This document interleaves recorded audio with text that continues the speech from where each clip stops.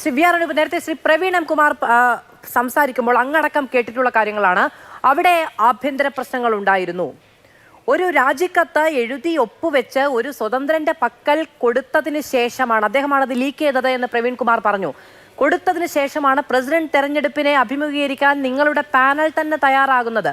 ഇതിലപ്പുറം കുത്തഴിഞ്ഞൊരു സംവിധാനത്തെ ഖനനം ചെയ്തെടുക്കേണ്ടി വരും. അല്ല മാധു, എനിക്ക് മതിയായ സമയം വേണം. സ്വാഭാവികമായും CPM പ്രതിനിധി ഉൾപ്പെട്ടൊരു ചർച്ചയിൽ എനിക്ക് അദ്ദേഹം പറഞ്ഞ ഞങ്ങൾക്കെതിരെ ഉന്നയിച്ച അധിക്ഷേപങ്ങൾക്ക് മറുപടി പറഞ്ഞതിന് ശേഷം ഞാൻ തീർച്ചയായും മാധു എന്നോട് ചോദിക്കുന്ന ചോദ്യങ്ങൾക്ക് ഞാൻ മറുപടി പറയും. ഇവിടെ CPMന്റെ പ്രതിനിധി സനോജ് പറയുന്നത് എന്താ, ഞങ്ങൾ BJPയുമായി ധാരണയുണ്ടാക്കി എന്നൊക്കെ പറയുമ്പോൾ വസ്തുത ഒരു 100 ആവർത്തി പറഞ്ഞാലും വസ്തുതയല്ലാതാകുന്നില്ല. ഞങ്ങൾ ഇവിടെ BJPയുടെ പ്രതിനിധിക്കോ BJPക്കോ വോട്ട് ചെയ്തിട്ടില്ല. കോൺഗ്രസ് വിമത സ്ഥാനാർത്ഥിക്ക് വോട്ട് ചെയ്യുന്ന സാഹചര്യം ഉണ്ടായി. ആ സ്ഥാനാർത്ഥി BJP വോട്ട് കൂടി മേടിക്കുന്ന സാഹചര്യത്തിൽ BJPയെ തൊട്ട BJPയുടെ പിന്തുണ സ്വീകരിച്ച ഒരു സ്ഥാനാർത്ഥിയുമായി സഹകരിക്കുന്നതിനെതിരെ സംഘടനാപരമായ ശക്തമായ നടപടി സ്വീകരിച്ച ഒരു സംഘടനയുടെ പ്രതിനിധിയായിട്ടാണ് ഞാൻ ഇവിടെ ഇരിക്കുന്നത്. അതേസമയം ഞാൻ തുടക്കത്തിലെ ചോദിച്ച മാധു CPMനോട് ചോദിക്കാമെന്ന് പറഞ്ഞ ചോദ്യത്തെ സനോജ് സമ്പൂർണമായി അവഗണിച്ചിരിക്കുകയാണ്. ഇവിടെ ലോക്സഭാ തെരഞ്ഞെടുപ്പിന് ശേഷം സംഘപരിവാറിന് വേണ്ടി നിരന്തരം ശബ്ദിച്ച, സുരേഷ് ഗോപിക്ക് വോട്ട് ചോദിച്ച, തൃശൂർ മേയറുടെ രോമത്തിൽ തൊടാൻ കഴിയാത്ത ഒരു സംഘടനാ സംവിധാനത്തിന്റെ പ്രതിനിധിയാണ് VK സനോജ്. അവിടെ ഞങ്ങൾ പറഞ്ഞതല്ല, CPIയുടെ BS സുനിൽകുമാറിനെ പോലുള്ള ആളുകൾ ഇയാൾ സംഘപരിവാറിന് വേണ്ടി പണിയെടുക്കുന്നു എന്ന് പറഞ്ഞ തൃശൂർ മേയറെ നിലനിർത്തുകയാണ്. ഞാൻ ഒരു കാര്യം മാത്രമാണ് ഇക്കാര്യത്തിൽ പറയുന്നത്. കോൺഗ്രസിൽ നിന്നുകൊണ്ട് ഒരാൾക്ക് BJPയുമായി സഹകരിക്കാൻ സാധ്യമല്ല. ഞങ്ങൾ സംഘടനാപരമായി നടപടിയെടുക്കും. പക്ഷേ CPMന്റെ ഇക്കോസിസ്റ്റം എന്ന് പറഞ്ഞത് CPMനകത്ത് നിന്നുകൊണ്ട് CPMന്റെ മേയർക്ക്, LDFന്റെ മേയർക്ക്, തൃശൂർ മേയറായി നിലനിന്നുകൊണ്ട് സംഘപരിവാറിന് വേണ്ടി സുരേഷ് ഗോപിക്ക് വേണ്ടി പണിയെടുക്കാമെന്ന് കാണിച്ച 2 വർഷങ്ങളാണ് ഈ തൃശൂർക്കാർ കണ്ടത്. ഒരു കാര്യം, ഈ തെരഞ്ഞെടുപ്പിലും ഈ പറയുന്ന തൃപ്പൂണിത്തറയിൽ ഈ തെരഞ്ഞെടുപ്പിൽ പോലും 2 അംഗങ്ങളുടെ വോട്ട് BJPക്ക് വേണ്ടി അയോഗ്യമാക്കപ്പെട്ടതിന്റെ കുറിച്ച് ഇതേ ചർച്ചയിൽ സനോജ് വിശദീകരിക്കേണ്ടി വരും. സനോജ് ഇവിടെ കോൺഗ്രസിൽ നിന്ന് BJPയിലേക്ക് പോയ ആളുകളെ കുറിച്ച് പറയുന്നുണ്ട്.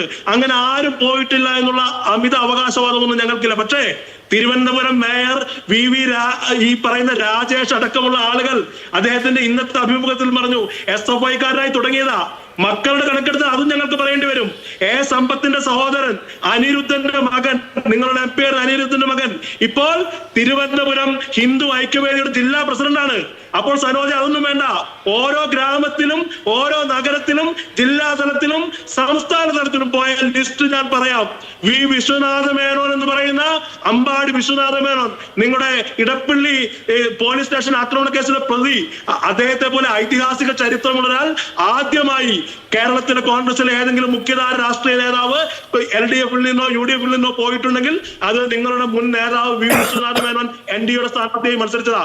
ബംഗാളിലും മറ്റു പല സംസ്ഥാനത്തിന്റെ ലിസ്റ്റ് എടുക്കണ്ട. ഞാൻ ആര് പോയാലും അത് അഭികാമ്യമാണെന്ന് ഞാൻ പറയില്ല. പക്ഷേ CPM ഞങ്ങളുടെ കയ്യിൽ നിന്നും പോയിട്ടില്ല. ഇന്നത്തെ BJP നാളത്തെ കോൺഗ്രസ് എന്നൊക്കെ പറയുന്ന, അല്ലെങ്കിൽ തിരിച്ചു പറയുന്ന സ്ഥിതി ഉണ്ടല്ലോ. CPM മലർന്നു കിടന്ന് തുപ്പരുത്. ശരി, ഇത് നോക്കൂ ശ്രീ വി ആർ അനുപ്, അങ്ങ് സംഘടന നടപടിയെടുത്ത സംഘടനയുടെ പ്രതിനിധിയാണെന്ന ആർജവത്തോടു കൂടിയാണ് ഇരിക്കുന്നത് എന്നൊക്കെ പറഞ്ഞു. നിങ്ങളുടെ സംഘടനാശക്തി മാറ്റിവെച്ച് നോക്കാനും നിങ്ങളുടെ കല്ലേപ്പിളർക്കും കൽപ്പനകളുടെ കാഠിന്യം അളക്കുകയും അതിനു വേണ്ടിയിട്ടാണോ ജനം ചൂണ്ടുവിരൽ മഷി പുരട്ടുന്നതല്ല. നിങ്ങൾ തെരഞ്ഞെടുപ്പിന് ശേഷം നിങ്ങളുടെ ജനപ്രതിനിധികൾ എന്തെങ്കിലും അട്ടിമറിക്ക് വിധേയരായിട്ടുണ്ടെങ്കിൽ അവർക്കെതിരെ കോൺഗ്രസ് എത്ര മനോഹരമായ ശിക്ഷാ നടപടി സ്വീകരിച്ചു എന്നത് നോക്കിക്കണ്ട് അഭിരമിക്കാനല്ല കേരളത്തിലെ ജനാധിപത്യ വിശ്വാസികൾ വോട്ട് രേഖപ്പെടുത്തുന്നത്.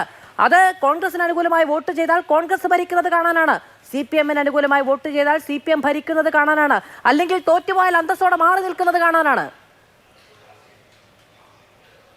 ഞങ്ങളെ സംബന്ധിച്ച് മാധു, ഞങ്ങളെ സംബന്ധിച്ച് ഒരു പഞ്ചായത്ത് ഭരണത്തെക്കാൾ പ്രയോറിറ്റി ഞങ്ങളുടെ പൊളിറ്റിക്കൽ പ്രയോറിറ്റീസിൽ തന്നെയാണെന്നേ.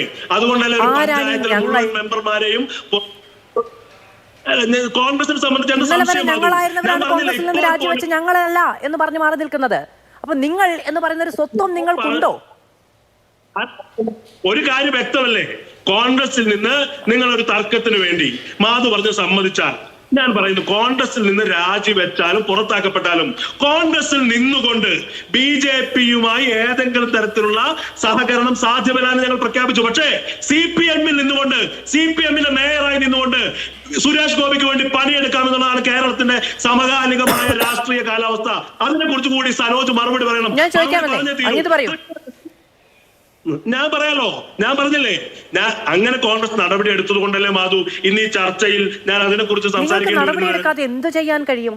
നിങ്ങൾ ജയിപ്പിച്ചുവിട്ട ജനപ്രതിനിധികൾ നിങ്ങളുടെ പാർട്ടിയുടെ തീരുമാനം ലംഘിച്ചുകൊണ്ട് അവിടെ ഒരു സ്വതന്ത്ര സ്ഥാനാർത്ഥിക്ക് BJP പിന്തുണയുള്ള സ്വതന്ത്ര സ്ഥാനാർത്ഥിക്ക് വോട്ട് ചെയ്തിരിക്കുന്നു. നിങ്ങൾക്ക് നടപടിയെടുക്കാതെ കേരളത്തിന് മുന്നിൽ നിന്ന് രാഷ്ട്രീയം പറയാൻ കഴിയുമോ? അല്ല, അവൻ ഞങ്ങളുടെ പഴയ സഹയാത്രികനാണ്, ഞങ്ങൾ നടപടിയെടുക്കില്ല എന്ന് പറയാൻ കഴിയുന്ന എന്തെങ്കിലും ഒരു സാധ്യത നിങ്ങൾക്ക് മുന്നിൽ അവശേഷിക്കുന്നുണ്ടായിരുന്നോ? നിങ്ങളിത് എന്ത് ഔദാര്യ പ്രഖ്യാപനമാണ് നടത്തുന്നത്?